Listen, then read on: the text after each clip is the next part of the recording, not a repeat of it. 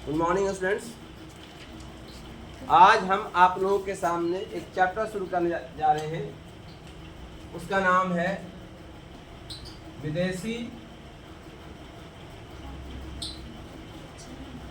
यात्रियों का वृत्तांत। लेसन नंबर 5 में है ये चैप्टर आपका। क्या नाम है? भारत विदेशी यात्री जो इंडिया आए उनकी कहानियाँ। चूँकि एक चैप्टर पढ़ाया था मैंने आपको लेसन 2 के अंदर कि भारत के इतिहास की जानकारी के स्रोतों को बताएं। ठीक है, तो भारत के इतिहास की जानकारी के स्रोतों में मैंने बताया था कि 3 तरह का स्रोत बताया था। एक बताया था साहित्यिक स्रोत, है ना, लिटरेरी रिसोर्सेज। एक बताया था आपका, दूसरा बताया था, है ना, पहला साहित्य, दूसरा आपका था साहित्यिक स्रोत, दूसरा था आपका आर्कियोलॉजिकल डिपार्टमेंट यानी पुरातत्विक स्रोत, और तीसरा जो था आपका विदेशी यात्रियों का वृत्तांत, फॉरेन ट्रैवलर्स, है ना, विदेशी यात्रियों का वृत्तांत। तो ये बहुत बड़ी भूमिका निभाता है। विदेशी यात्रियों का जो आगमन हुआ, उन्होंने भारत के बारे में लिखा, है ना, भारत के बारे में बहुत सारी बातें बताई, अपनी किताबों में बहुत सारी कहानियाँ उनकी हैं, यहाँ के समाजी जीवन के बारे में, यहाँ के आर्थिक जीवन के बारे में, यहाँ के रीति रिवाजों के बारे में, यहाँ जो कुरीतियाँ थी वो भी, सारी चीज़ों का वर्णन इसमें अपनी पुस्तक में लिखा है। और हर काल के ज़माने में, हर काल में, हर राजा के दौर में कोई ना कोई आया, कोई ना कोई आया, और जिसने भारत के बारे में लिखा। और वो किताबें, वो पुस्तकें हमारे भारतीय इतिहास को निर्माण करने में अहम भूमिका निभाता है। तुम्हारी बात? हाँ सर। अब उसमें हम स्टार्ट करेंगे, जैसे कि सबसे पहले यात्री कौन आया, विदेशी यात्रियों में सबसे पहला यात्री कौन आया, है ना। तो पहले हम लोग कहानी जान लेते हैं कि कौन कौन आया, उनके आने से क्या फायदा हुआ। तो बताया उनके आने से क्या फायदा हुआ। वो जो आए तो भारत के बारे में देखा, भारत के बारे में समझा, और भारत की कहानियों को उन्होंने अपनी पुस्तकों में लिखा, है ना। वो कहानियाँ जो पुस्तकों में लिखी गई, वही कहानियाँ जो है आज हमारे इतिहास का हिस्सा बन गया। समझाया? तो उसमें सबसे जो इम्पोर्टेंट जो था आपका, वो पहले जो यात्री आए थे उनका नाम था मेगास्थनीज। क्या नाम था? मेगास्थनीज। मेगास्थनीज था। ये पहला यात्री आया था जो इंडिया में आया था। ये कब आया था? प्राचीन इतिहास में। और ये किसका दौर था? चंद्रगुप्त मौर्य का दौर था। चंद्रगुप्त मौर्य प्राचीन काल में आया था। चंद्रगुप्त मौर्य का दौर था ये। चंद्रगुप्त मौर्य ने जब गुप्त वंश की स्थापना की मगध में, तब ये आया था मेगास्थनीज। ये मेगास्थनीज कौन था? ये सेल्यूकस निकेटर का राजदूत था। He was the ambassador of Seleucus Nicator. ठीक है, ये उसका राजदूत था, है ना। ये आया था आपको 305 से लेकर के 297 BC तक रहा। ये यूनान का रहने वाला था। ठीक है, इसने यहाँ भारत में कितना साल रहा? यानी 305 से लेकर के 305 से लेकर के 297 यानी 8 साल रहा। कितना साल रहा? 8 साल रहा। और भारत के बारे में अपनी पुस्तक में, पुस्तक का नाम क्या है? इंडिका। कभी के एग्जाम में आता है कि इंडिका किसकी पुस्तक है? मेगास्थनीज की पुस्तक। जिन्होंने चंद्रगुप्त मौर्य के बारे में लिखा, इनके जीवन प्रशासन के बारे में लिखा, इनके सारे युद्ध कला के बारे में लिखा, इनके दरबार के बारे में, सारे सामाजिक और आर्थिक जीवन के बारे में इन्होंने वर्णन किया। कौन? मेगास्थनीज। ठीक है।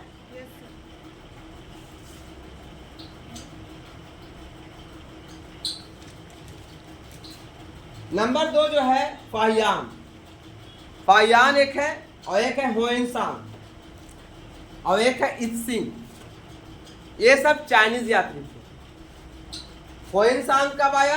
होएनसांग जो आया था, ये आया था आपको चंद्रगुप्त विक्रमादित्य के दौर में, है ना। ये आया था ये आया था 399 से 414 ईस्वी में आया था, है ना। ये चीन का रहने वाला था। इसकी पुस्तक का नाम है फाहियान की यात्राएं। फाहियान की यात्राएं इसके पुस्तक का नाम है। क्या नाम है? फाहियान की यात्राएं। तो ये आया। इसके अलावा आपको था होयनसांग, ये भी चीन का रहने वाला था। ये 629 AD में आया, है ना, और 644 तक रहा। इसकी पुस्तक का नाम है सी यू की, और ये जो थे हर्षवर्धन के काल में आए थे। इसी तरह से बहुत से यात्री आए, जैसे कि अल-बिरूनी अरब का रहने वाला था। अरब मतलब खीवा का रहने वाला था। इसकी किताब का नाम है किताबुल हिंद। ये उस समय जो थे पश्चिमोत्तर भारत में आया था। फिर मार्को पोलो इटली का रहने वाला था। ये इसकी पुस्तक का नाम है मार्को पोलो की यात्राएं, है ना। ये आपका आया था पांड्य राज्य में। क्या? पांड्य राज्य में आया था ये। इसके अलावा आपको आया था का इब्न बतूता, ये मोरक्को का रहने वाला था। मोरक्को का रहने वाला था। ये आया था 1333 से लेकर के 1342 तक रहा। इस किताब का नाम है किताबुर रहला। किताबुर, और ये किसके काल में आया था? ये मोहम्मद बिन तुगलक के काल में आया था। इसी तरह से फिर आपका निकोलो कोंटी, यह आया था इटली का रहने वाला था। यह आया था देवराय प्रथम के दौर में। देवराय प्रथम के दौर में आया था। इसके अलावा था अब्दुल रज़ाक, ईरान के रहने वाले थे, है ना। इनकी किताब का नाम है मातिल सदेन। ये आए थे, है ना, आपके देवराय द्वितीय के दरबार में आए थे।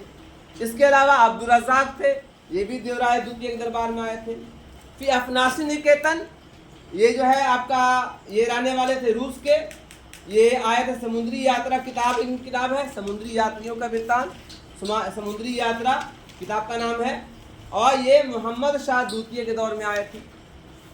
इसके अलावा और भी है, डेमिंगोस पेइस है, पीटर मुंडी है, जॉन बैप्टिस्ट है ना, टर्वेनियर है, निकोलो मोनुची है, फिर आपका फ्रांसिस बदलियर है, ग्रिसिम स्टेपनोविच लिंदेव है। ऐसे बहुत सारे यात्री आए इंडिया में और भारत के बारे में अपनी पुस्तकों में लिखा। तो ये यात्राएं, ये पुस्तकें भारतीय इतिहास की जानकारी का एक अहम स्रोत। ठीक है, ये जितने यात्रियों का नाम बताया। अब उसमें कुछ खास है, कुछ खास है जिनकी जानकारी जरूरी है, उनको समझना जरूरी है। जैसे कि मैंने बताया मेगास्थनीज, क्यों बताया? क्योंकि सबसे पहला यात्री था। ये सेल्यूकस निकेटर का राजदूत था, इंडिया आया था। किसके दरबार में? चंद्रगुप्त मौर्य के दरबार। ठीक है। उसके बाद जो है एक और भी है, जिसका नाम बता दें आपको, इनका जानना जरूरी है, इसके एग्जाम में आता भी है। उनका नाम है इब्न बतूता। क्या नाम है? Ibn Battuta. तो इब्न बतूता कौन है? इब्न बतूता के बारे में आता है, ठीक है।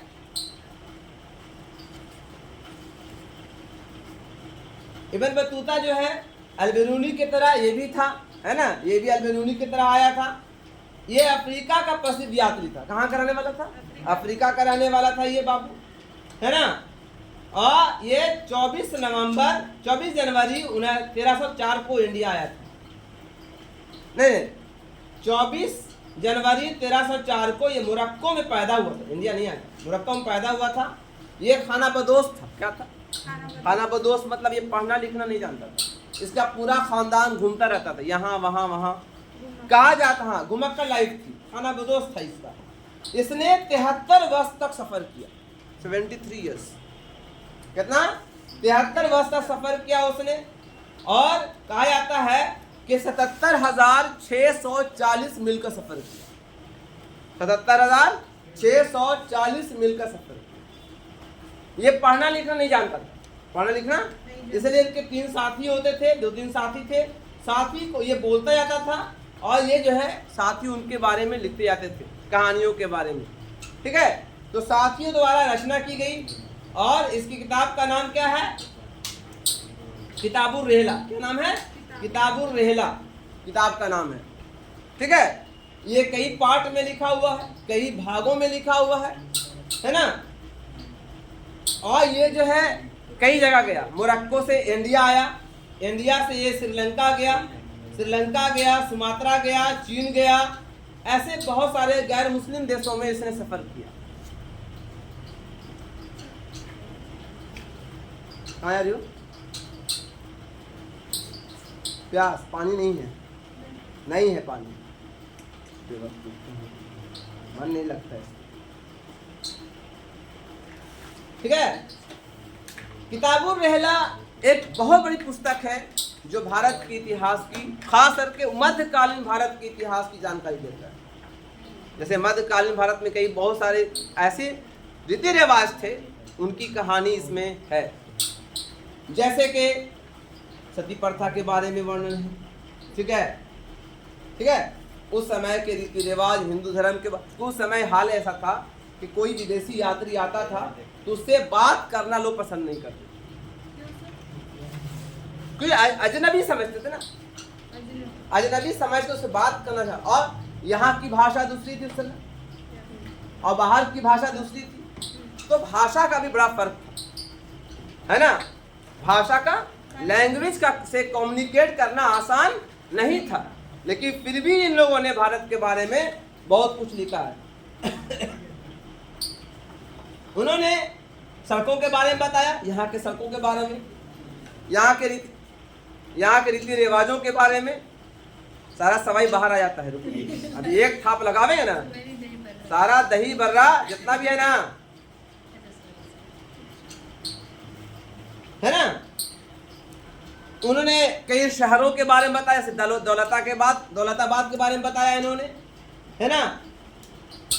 इसके अलावा सती प्रथा की कहानी इन्होंने लिखी है अपने पुस्तक में, है ना। भारत उस समय के सुल्तानों के बारे में, जैसे कि उस समय जो है सल्तनत काल चल रहा था।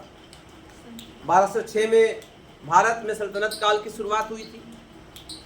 सल्तनत काल की शुरुआत करने वाले कौन थे? कुतुबुद्दीन ऐबक थे। उसके बाद सल्तनत काल चला है आपका 1526 तक। तो उस दौरान ये आए थे। सल्तनत काल के सुल्तानों के दानशीलता, उनके रहन सहन, उनका पहनावा, उनके बातचीत, उनके चलने का तरीका, उनके न्यायप्रियता, उनके चरित्र, है ना, सब चीज़ का वर्णन किया है। सब चीज़ का वर्णन किताबों में वर्णन किया। तो एक बहुत बड़ा पाठ है, एक बहुत बड़ा इतिहास का पाठ है। कौन? किताबुर रहला। किताबुर रहला, ठीक है। किताबुर रहला जो है के बारे में और बहुत सी कहानियां हैं, समझे, जो बताएंगे आपको। इसमें पीछे दिया हुआ है, यहाँ तक के दरबार में जो षड्यंत्र होते थे, षड्यंत्रों के बारे में वर्णन किया, युद्धों के बारे में वर्णन किया, ठीक है, धार्मिक जीवन का वर्णन किया, आर्थिक जीवन का वर्णन किया। तो ये मार्को, ये जो है आपके इब्न बतूता के बारे में बताया। इसके अलावा इब्न बतूता चीन भी गए थे, चीन की यात्रा की थी, है ना। अब आइए, दूसरे बड़े यात्री हैं जिनका नाम है आपका अल-बिरूनी। क्या है? अल-बिरूनी। अल-बिरूनी कौन थे? अल-बिरूनी भी एक यात्री थे। ये कब आए थे? अल-बिरूनी आए थे आपके 1024 में और 1030 तक यहाँ रहे, 6 साल रहे, है ना। इनकी किताब का नाम है तहकीके हिंद। तहकीके, इसको किताबुल हिंद भी कहा जाता है। किताबुल, है ना। अगर किताबुल हिंद की कहानी पढ़ेंगे हम लोग, तो किताबुल हिंद एक विशाल पुस्तक है, एक बड़ी पुस्तक है, ठीक है। अल-बिरूनी मध्य एशिया के ख्वारिज़्म में कराने वाला था, ठीक है। वर्तमान में उज़्बेकिस्तान है, वो जगह उज़्बेकिस्तान है जहाँ कराने वाला था ये, है ना। 4 दिसंबर 973 ईस्वी को पैदा हुआ था। इसने शिक्षा दीक्षा अपने ही शहर ख्वारिज़्म में ही किया। उसके बाद उन्होंने विदेशों में यात्रा करने का शुरुआत किया। एक विद्वान भी थे, ठीक है। 75 साल की आयु में इनकी मृत्यु हो गई। इन्होंने 20 किताबें लिखी, 20 पुस्तक। कितनी? 20 पुस्तक लिखी। जो किताब इनका अभी जो वर्तमान बता रहे किताबुल हिंद, एक बहुत बड़ी पुस्तक है, ठीक है, बहुत बड़ी पुस्तक है। किताबुल हिंद के बारे में बताया गया कि इसमें 80 अध्याय हैं। कितने? 80 अध्याय हैं। हर अध्याय में अलग अलग वर्णन है, हर अध्याय में अलग रिलेशन का वर्णन है, हर अध्याय में अलग अलग टर्म के बारे में वर्णन है। ठीक है, इसमें यहाँ के मूर्ति कला, यहाँ के कानून, यहाँ की विधि, यहाँ के मापतौल, यहाँ का रहन सहन, पहनावा, रीति रिवाज, है ना, खगोल विद्या, त्योहार, ऐसे बहुत सारी चीजें, सामाजिक जीवन, आर्थिक जीवन, नदियों के बारे में, पहाड़ों के बारे में, फसलों के बारे में, खेती के बारे में, व्यापार के बारे में, सब चीज का वर्णन है किसमें? किताबुल हिंद के अंदर, है ना। एग्जाम में कभी आएगा 8 नंबर का आ जाता है, 5 नंबर का आ जाता है, किताबुल हिंद किसे कहते हैं? किताबुल हिंद पर नोट लिखिए, क्या लिखेगा? किताबुल हिंद के लेखक कौन है? अब यहाँ पर थी नहीं तुम। किताबुल हिंद के लेखक कौन है?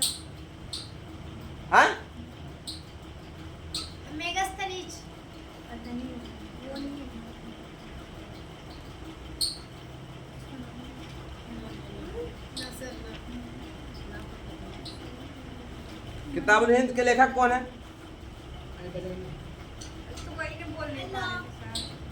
क्या बोले थे? अल बेरूनी, बोलो। अल बेरूनी कहाँ का रहने वाला था? ख्वारिज़्म में का है, ख्वारिज़्म में कराने वाला था। कहाँ का रहता? ख्वारिज़्म में कराने वाला था। वर्तमान में कहाँ ये है? उज़्बेकिस्तान, उज़्बेकिस्तान में ये है ना। इसने पूरे दुनिया में सफर किया, खास के मध्य एशिया में सफर किया, है ना। ये अरबी भाषा का ज्ञानी था, क्या था? अरबी भाषा और ये एक भाषा और जानते थे, ये सीरियाई भाषा, फारसी भाषा, हिब्रू भाषा, संस्कृत भाषा सभी जानते थे। क्योंकि यात्रा कर रहे हैं तो लैंग्वेज का बड़ा योगदान है। अगर आप उड़ीसा में चले जाइएगा या साउथ नहीं चले जाओ, मलयालम या केरला में, तो केरला में हिंदी नहीं चलती है। अगर वहाँ का बिहारी मिलेगा तभी भला आप बोल सकते हैं, वरना अगर वहाँ का मलयालम के लोग हैं, केरला के लोग खास लोग हैं, तो या तो आप टॉक कीजिए अंग्रेजी में या टॉक कीजिए मलयालम भाषा में। हिंदी भाषा में बोलिएगा तो भूखे मर जाइएगा। भीख मांगना भी है तो हिंदी अंग्रेजी भाषा मांगे, नहीं तो फिर मलयालम भाषा मांगिए, है ना। तो भाषा का बड़ा योगदान होता है ना। और जब इसलिए इंडिया आए, संस्कृत भाषा सीखा इन्होंने, हिंदी भाषा सीखा, तब हिंदी के बारे में उन्होंने, तब इंडिया के बारे में उन्होंने किताब में लिखा। लोगों से बात करना, ऐसे नहीं लिख सकते ना, लोगों से बात भी करना है, लोगों की विचारधारा समझना है। ठीक है, पहली बार नया आदमी इंडिया आवेगा तो इंडिया के बारे में कैसे लिखेगा? वो जानेगा तब ना, लोगों से बात करेगा, उनकी विचारधारा को समझेगा तब लिखेगा। समझना आसान था तो खुद लिखते हैं कि भारत का अध्ययन करना बहुत मुश्किल था। भारत का अध्ययन करना उस समय, अब तो ट्रांसलेटर आ गया, सब मोबाइल में लिखा हुआ। पहले मोबाइल नहीं था तो उसको ट्रांसलेट करना, उसको समझना आसान नहीं था। सबसे पहले बाधा थी कि भाषा में विभिन्नता, भाषा की बाधा। जब मैंने बताया साउथ इंडिया में चले जाओगे तो भूखे मर जाओगे। एक जगह प्रोग्राम हो रहा था मणिपुर में, आज से 2 साल पहले की बात बता रहा हूँ, 3 साल पहले की बात। प्रोग्राम हो रहा था कांग्रेस का, है ना। तो इंडिया, बिहार से और यूपी से बहुत सारे मीडिया वाले गए हुए थे, तो हिंदी भाषा में बात कर रहे थे। हिंदी भाषा में सवाल कि आप क्यों आए हैं? I don't know Hindi, I don't know Hindi, Hindi मैंने जानती हूँ। तो वहाँ पर अंग्रेजी में या तो कुछ लोगों ने कम्युनिकेट किया, करवाया, ट्रांसलेट किया, तब वो बात किया, समझे। तो भाषा का बहुत बड़ा बाधा है समझने में। ठीक है, तो जो एल्बेरूनी आए तो उनको सबसे बड़ी बाधा किसकी लगी? भाषा की बाधा, कि यहाँ भाषा भिन्न थी, वहाँ की भाषा अरबी है, हिब्रू है। नंबर 2 जो है धार्मिक पक्षपात। पहले के लोग बड़े छुआछूत समझते थे। कितने बड़े जानकार हैं आप, इतिहासकार है ना, तुम्हारा नाम है रोशनी इतिहासकार, तब है। इन्होंने किताब लिखी है ना, बहुत बड़ी किताब लिखी है जिनकी चलती है पूरे मार्केट में। चुप रहने आता है, शांत रहो और शुभ समझो। तो दूसरा जो सबसे बड़ा था, वहां पर पक्षपात था। ठीक है, लोग छू नहीं सकते थे, अरे ये कौन अछूत आदमी है। बात करना पसंद है, पहले जमाने में छूत अछूत सब था, अनटचेबिलिटी, है ना। बड़े लोग, उच्च जात के लोग, है ना, गरीबों या नीच जात से बात नहीं करते। और उस समय कोई बाहर का आदमी चला गया तो और ये कौन आदमी आ गया भाई, हैं। अभी तुम देहात में जाओगे और तुम नए नए हो, तुमको नहीं पता है, और तुम अगर मुसलमान हो और सामने वाला अगर नन मुस्लिम है, गैर मुस्लिम है, तो उसको ठीक है, अच्छे लोग रहेंगे, पढ़ लिख के तो समझेगा, आइए कुछ देगा आपको, चाय पिलावेगा अच्छी चीज में। लेकिन बहुत से लोग क्या करेगा, पुराना सा बोतल में देगा, पुराना सा सामान बर्तन में देगा, अछूत समझेगा, प्लेट अलग कर देगा। ठीक है। एक तो आचार और विचार में अंतर था, इनकी विचारधारा अलग थी भारतीयों की, उनके विचार। आज मंगल है, एकदम निकल जाएगा, रुला देंगे तुम, सारा ईद बाहर आ जाएगा तुम, शांत रहो।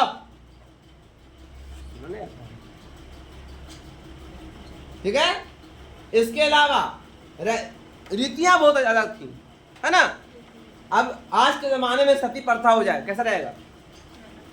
आज के जमाने में किसी का पति मर जाए तो पत्नी को भी साथ में जलना पड़ेगा, ठीक है, करिएगा। आज वो करे, सरकार भी करने नहीं देगी आपको, आज सरकार भी करने आपको नहीं देगी। लेकिन पहले जमाने में खुशी खुशी औरतें अपने पति के साथ जल जाया करती, या तो आजीवन विधवा रह करके गुजारती। तो समय के रीति रिवाज थे, अगर कोई सती प्रथा के खिलाफ बोलता था तो क्या बोलता था, तुम कुछ नहीं जानते हो, ये हमारा धर्म है, धर्म के खिलाफ बोल रहे हो, तो कैसे बैठो।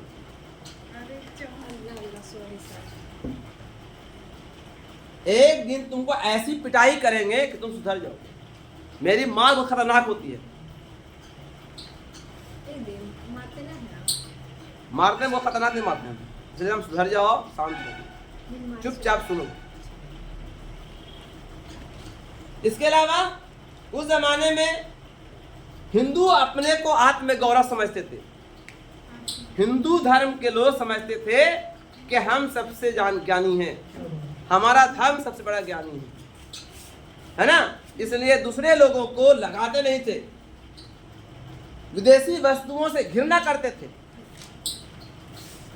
विदेशी लोगों से घृणा करते थे, विदेशी कोई आ गया तो घृणा करते थे, अरे कौन आ गया, नफरत। तो ये सब कारण था। लेकिन ये सब कारणों को होते हुए भी अल-बेरूनी ने बड़ी मुश्किल से, बड़ी मेहनत से भारत के बारे में जो डेटा, भारत के बारे में जो कहानियां, भारत के बारे में जो तथ्य जो संग्रह किया, ये पूरी किताबें इन अल-बेरूनी के बाद, नाम है तहकीके हिंद है, सिर्फ तहकीके माने भारत के बारे में, भारत के हर चीज के बारे में है, खेती खलियान, नदी नाले, धर्म जाति पाति छुआछूत, हर चीज के बारे में वर्णन है। तो ये बहुत इंपॉर्टेंट बुक है भारत के इतिहास की जानकारी के स्वरूप। क्लियर हो गया जी सर। तो पहला बताया मैंने अल-बेरूनी या अल-इब्न बतूता, उसी किताब का नाम किताबुल रहला। दूसरा बताया अल-बेरूनी, जिस किताब का नाम किताबुल हिंद, किताबुल हिंद या तहकीके हिंद। समझे, क्लियर हो गए। फिर एक बताया कि यात्री के बारे में, क्या नाम बताया, मेगास्थनी, किताब का नाम एंडी का, किताब का नाम, ठीक है। अल-बेरूनी कहाँ कराने वाले थे सर, एक क्विज अल-बेरूनी कहाँ कराने वाले थे, खीवा या ख्वारिज में, आगे ख्वारिज में, उसमें किसान कराने वाले थे। और ये कहाँ कराने वाले थे, इब्न बतूता अफ्रीका में जगह खीवा कराने वाले थे, है ना, वो खाना बदोश थे, ठीक है। इसके बाद एक यात्री के बारे में और जानेंगे जो बहुत इंपॉर्टेंट है, उनका नाम है मार्को पोलो। मार्को पोलो, है ना, ये कहाँ का रहने वाला था, मार्को पोलो था आपका इटली का रहने वाला, वेनिस का रहने वाला था। इसकी किताब बहुत इंपॉर्टेंट है, खास करके यहाँ देखो, खास के पांड्यराज, ठीक है, जो पांड्यराज है, पांड्यराज की जानकारी बहुत अच्छी। पांड मतलब प्राचीन काल यानी मध्यकाल में साउथ इंडिया के अंदर पांड्या राज होता था। पांड्या राज, पांड्या वंश, ठीक है, जैसे पाल वंश, सब नहीं पढ़ा है, आप पढ़े हैं आप लोग, सब आइए जाइए बीए वगैरह में पढ़िएगा। पाल वंश है ना, चोल वंश, पांड्या वंश, ठीक है, ऐसे बहुत सारे वंश आए। इसमें कुछ पढ़ाया जाएगा, कुछ नहीं पढ़ाया जाएगा, लेकिन हम वीडियो जो डालेंगे हर चीज़ को डालेंगे, ठीक है। तो पांड्या राज में वो आए थे, मार्को पोलो, ठीक है। इब्न बतूता हो गया आपका। एक और हम जानते हैं, एक का नाम है टर्वेनियर। क्या नाम है? टर्वेनियर के बारे में जानते हैं। टर्वेनियर कौन था? ठीक है, इसका पूरा नाम था जॉन बैप्टिस्ट टर्वेनियर। क्या नाम था? John Baptiste Tavernier. ये फ्रांस का रहने वाला था, ठीक है, फ्रांस के। और ये किस काल में आया था? उस काल में शाहजहां और औरंगजेब की हुकूमत थी, ठीक है। तो प्राचीन इतिहास में या आप मध्यकालीन इतिहास में शाहजहां और औरंगजेब की कहानियां, उनके जीवनचर्या, उनके महल, उनकी दरबारी कला, उनका चित्रकला, उनकी विचारधारा, उनका रहन सहन, उनका शासन प्रणाली, ठीक है, उनके महल, बनाए गए महल, यानी सभी चीजों का वर्णन उसमें बहुत अच्छे से। अच्छा, विदेशी यात्री झूठ नहीं बोलते, जो लिखा वही लिख के जाते हैं, तो भारत के इतिहास की सच की कहानी मिलती है। समझाया हमारी बात? तो टर्वेनियर थे, ये कब आए थे? शाहजहां के शासन काल में आए थे। किस काल में? टर्वेनियर कहाँ के थे? फ्रांस के रहने वाले थे। किताब इनके नाम का है टर्वेनियर की यात्राएं। ये जौहरी भी थे। उसके बाद आपका आया फ्रांसोआ बर्नियर, ये औरंगजेब के ज़माने में आए थे, फ्रांसोआ बर्नियर, ठीक है। इनकी किताब का नाम है travels of the Mughal empire. Exam में कभी कभी आता है कि ट्रैवल्स ऑफ मुगल एम्पायर किसने लिखी? क्या बोलेगा? क्या बोलेगा? फ्रांसोआ बर्नियर। क्या बोलेगा? ये भी फ्रांस के रहने वाले थे, ये भी फ्रांस के रहने वाले थे, चिकित्सक थे। ये इंडिया में चिकित्सक बन के आए थे।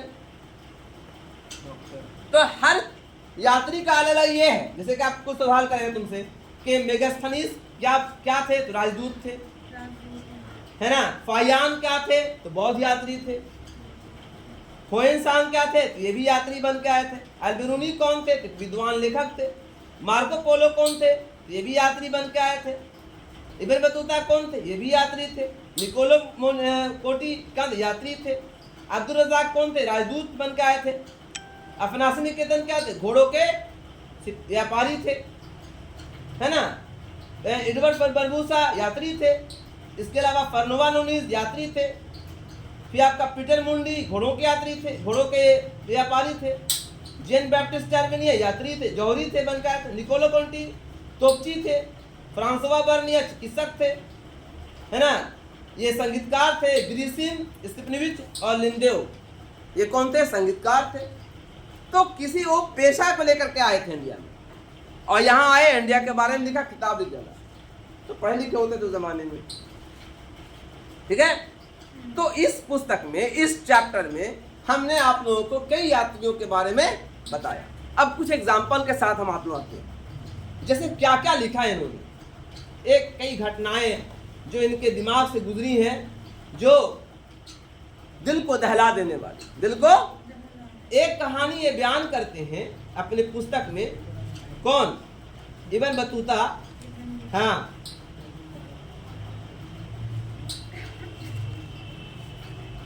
सती प्रथा के बारे में बताया, ठीक है। हाँ, इब्न बतूता ने हिंदू समाज में व्याप्त सती प्रथा का वर्णन किया है। मध्य प्रदेश के, है ना, अमझीरा में उसने अपनी आंखों से 3 स्त्रियों को सती होते देखा। 3 स्त्रियों को, है ना। सती जानते हो? सती प्रथा,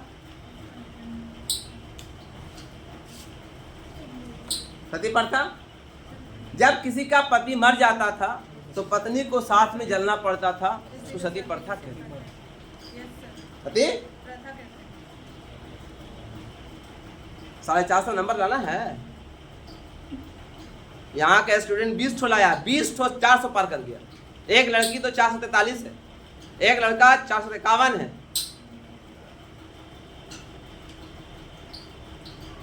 पढ़ाया है सही, कहानी कहा है, और को खास तेज पढ़ने में नहीं था लड़का, कहानी सुनता था। मेरी बात दिमाग में रह गया, जो कहानी सुनेगा वही दिमाग में रहे, जो आम बटोरेगा उसके लिए नहीं है।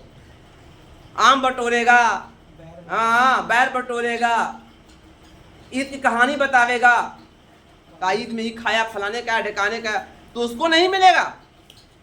उलास में फिर वो भिखमंगे रहे बनकर रहेगी, कितनों पढ़ ले, है ना।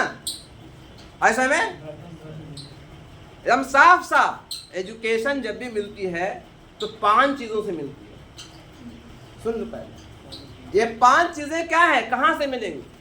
सबसे पहले देख करके, आप रास्ते में जा रहे हैं, कोई चीज देखा, एक गधा बैठा हुआ है, तो क्या सोचोगे हम, गधा है, एक गधा है ना। बोलो घोड़ा बोल दोगे, गधा ना बोलोगे, तो पहले देखा तब समझा ये गधा है। तो कोई चीज की जानकारी पहले देख के की जाती है ना। हमने देखा ये कौन है, ये लड़की है ना। फिर थोड़ा पहचाने ये लड़की कौन है, तब आप अभी इसको बोलेंगे कि ये मुस्लिम है या नन मुस्लिम है, ये मुस्लिम हो सकती है नन मुस्लिम, तो निकालने नहीं, इसका पहनावा देख के लगता है कि नन मुस्लिम। तो इस तरह से हम बताएंगे, तो पहले देखेंगे तब समझेंगे ना। तो पहला देख करके, किसी भी ज्ञान को प्राप्त करो देख कर। दूसरा सुन करके, अब तो सुनोगे तब ना दिमाग में आएगा, अब सुनवे क्या करोगे, ध्यान तो कहीं और है ना। तो दूसरा हो गया सुन करके, तीसरा हो गया आपको समझ करके, कोई चीज को देखो समझो, ठीक है। और चौथा है पढ़ करके, पढ़ो, कोई चीज पढ़ेंगे तब ना बताएंगे। और पांचवा है, पांचवा लिख करके, लिख करके ही ज्ञान प्राप्त की जाती है। आप देख के लिखो, हमने ग्रामर देख के सीखा, लिख के सीखा। खूब लिखते थे, टेंस खूब लिखते थे, टेंस के बारे में नोट्स खूब बनाते थे, SVA सब्जेक्ट एग्रीमेंट को खूब लिखते थे, नरेशन को खूब लिखते थे। जितना लिखा दिमाग मट गया, तो लिख कर लिखने से दिमाग में। तो ज्ञान की प्राप्ति जो होती है ये 5 कामों से होती है। अब आज का बच्चा किसी का काम नहीं है, उसका ध्यान मोबाइल पे है, किसका कॉल आ रहा है, थोड़ा सा ट्रिंग से क्या, अरे किसका है, बाप ध्यान तो ये नहीं है, तो क्या पढ़ेगी, क्या करेगी, टॉप है ना। और लास्ट में टिसुआ बहावेगी आंखों से। एक लड़की कल टिसुआ बहा रही थी, हमसे डिवीजन आ गए सर, उनका है क्यों, हमारी गलती थी, बोला नहीं सर आपकी गलती नहीं, मेरी गलती थी। एहसास होता है अब तो, अब क्या पछतावत चिड़िया चुग गई खेत, अब क्या पछतावत चिड़िया चुग गई खेत।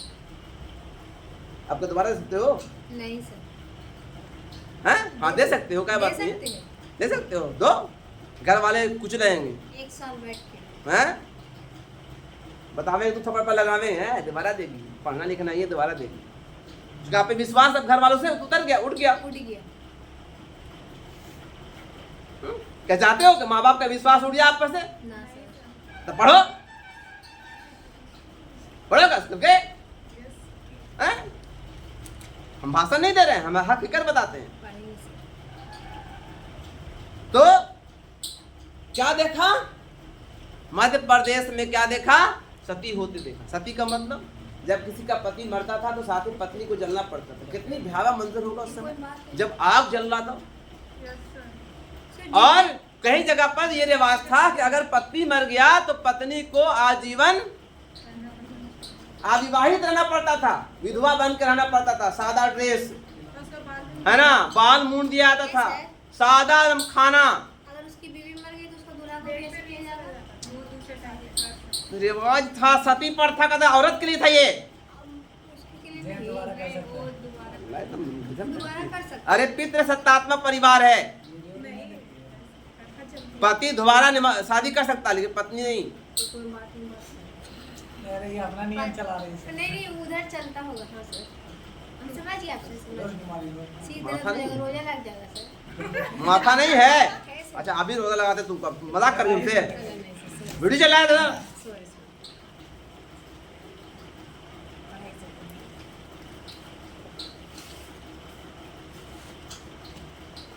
तो एक फिल्म आपने देखा होगा, प्रेम रूप। उस फिल्म में देखा है कि जो हीरोइन है पद्मिनी कोल्हापुरी, जिसका विवाह होता है राजघराने में, और उसके बाद ही कुछ दिनों के बाद उसके पति का देहांत हो जाता है ना। तो वहाँ से वो चली आती है अपने नैयर, और नैयर में उसे अकेले जो है एक कमरे में छोड़ दिया था। कोई से बात नहीं करता, कोई से मिलता नहीं है, रीति रिवाज कारण। अब उसके गार्जियन जो थे बहुत कड़ाई मिजाज के, और पूरा समाज रीति रिवाज को फॉलो करे वाले। और उसमें ऋषि कपूर भी है। तो ऋषि कपूर जो है उसे पहले से प्रेम करता था, लेकिन बताया नहीं था, चूंकि उन्हीं जात का आदमी था, वो एक निज जात का आदमी, उस जात की लड़की थी। तो विवाह शादी हो गया तो बहुत उसको टेंशन हुआ, लेकिन पढ़ा लिखा आदमी था, लेकिन कुछ नहीं कर पाया बेचारा। जब उसको मालूम हुआ कि ऐसी बात है तो उसको भगा के जाता। बहुत युद्ध होता है, मार काट होता है, दंगा हो जाता है, देखे होंगे फिल्म। तो उस जमाने में इतनी कड़ाई से पालन होता है रीति रिवाज। सती प्रथा समझ आ गया आप लोगों को, है ना। दास प्रथा प्रचलित थी, याद सुनो दास प्रथा, ठीक है। दास प्रथा जमींदारी प्रथा में दास प्रथा प्रचलित थी। अगर किसी को दास रहना पड़ता था, और कोई दास, उसका बेटा भी दास, बेटा का बेटा दास, ठीक है। और दासों की खरीद बिक्री होती थी, दासों को जानवर की तरह बेचा जाता था। दासों की बाजार लगते थे, बाजारों में उसे गिफ्ट के रूप में, तोहफे के रूप में दिया जाता दासियों को। उस जमाने के रीति रिवाज में ये फॉलो किया, समझे। दास दासियों को दोनों को ही खरीद बिक्री होती थी। महिलाओं की स्थिति अच्छी नहीं थी, कुछ ही महिलाएं, राजघराने की महिलाएं जिनकी स्थिति अच्छी थी, बाकी सब जितनी की स्त्रियां थी सबकी स्थिति खराब थी। पर्दे में रहना पड़ता था, ठीक है, पर्दे में रहने पड़ता था। उनको आगे शिक्षा ग्रहण करने कोई संपत्ति का कोई अधिकार नहीं था, नो अधिकार, ठीक है। समाज में, हिंदू समाज में वर्ण व्यवस्था प्रचलित थी। क्या थी वर्ण व्यवस्था, बताओ जी। वर्ण व्यवस्था रंग के आधार पर समाज को बांट दिया गया था, ब्राह्मण, क्षत्रिय, वैश्य और शूद्र। वर्ण व्यवस्था प्रचलित थी, जाति व्यवस्था प्रचलित थी, है ना। ऐसा में क्लियर हो रहा है। चलिए, तो महिलाओं से अच्छी नहीं थी, सती प्रथा प्रचलित हो गया। एक और लिखते हैं, बर्नियर लिखते हैं अपनी किताब में, मैंने पाकिस्तान के इलाके में, जो वर्तमान में पाकिस्तान है, पहले पश्चिम का इलाका, वहां मैंने बहुत सी महिलाओं से होते देखा है। और महिलाएं खुशी खुशी सती होती थी। कहा है क्या जिंदा रही तो हमेशा क्या रहना पड़ेगा, हमेशा विधवा रहना पड़ेगा, सादा ड्रेस पहनना पड़ेगा, बाल मूंद दिया जाएंगे पूरा, ठीक है।